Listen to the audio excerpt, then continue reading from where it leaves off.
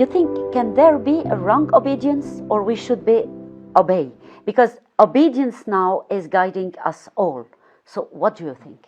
Of course, there can be a wrong obedience, because the fathers of the church and Thomas Aquinas wrote, there cannot be an absolute obedience towards creatures. Mm-hmm.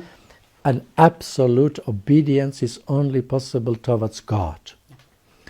To all creatures, let it be the Pope or the Bishop, we can only have, or our parents, we can only have a relative obedience. What does mean a relative? Not an absolute. Why? Because sometimes even as ecclesiastical superior, even a Pope, a Bishop, and also parents, they can give an order to their subjects which can be contrary to God, to God's commandment. So if, for example, the parents command the children to commit a sin, they have to refuse this obedience. They can resist. And they must resist. If the bishop is asking you to give Holy Communion to public, unrepented sinners, this is a sin. You cannot do this. This will be a wrong obedience. Mm-hmm. If a bishop is commanding you to hand over the Lord in the Holy Eucharist in the hands of people with the evident, undeniable fact that small fragments of the Holy Host are dropping down on the floor and then trampled by feet, you cannot do as a priest to obey to a bishop such a commandment in order to give our Lord in the hands and then to be trampled by the feet. It is impossible. It's a desacralization. And you cannot also, let us say, be obedient to an order, even if a pope will order you to make, let us say, an interreligious prayer with, let us say, people who reject Holy Trinity. Mm-hmm.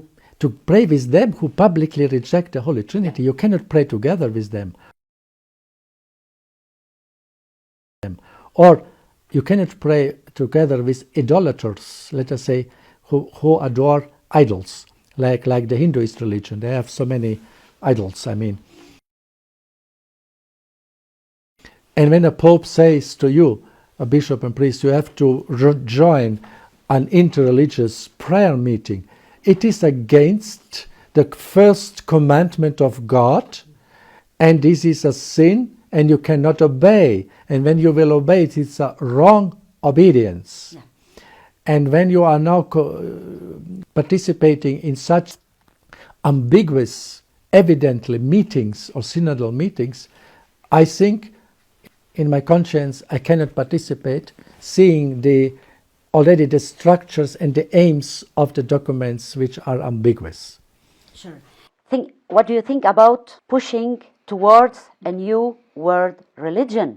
Because this is very scary today. This is evident. We are witnessing since the process of the French Revolution already.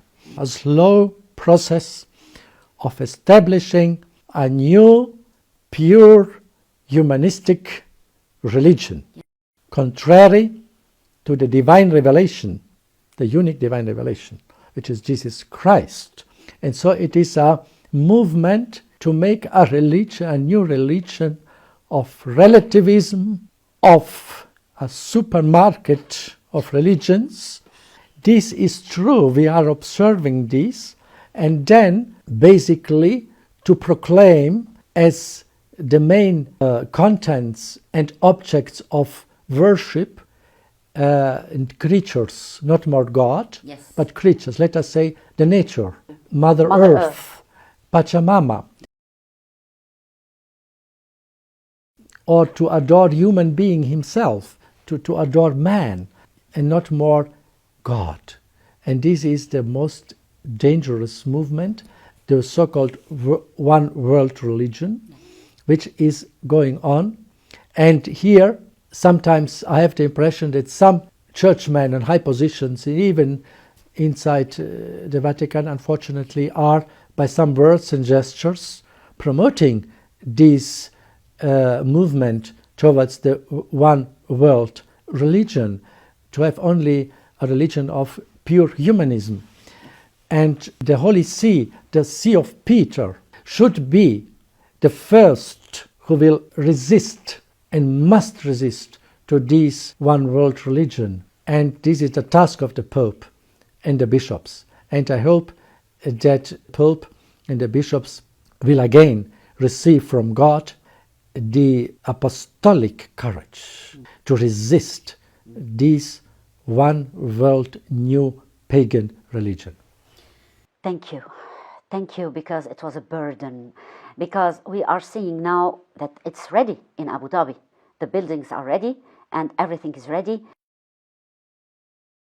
And unfortunately, it's being pushed from inside the Vatican.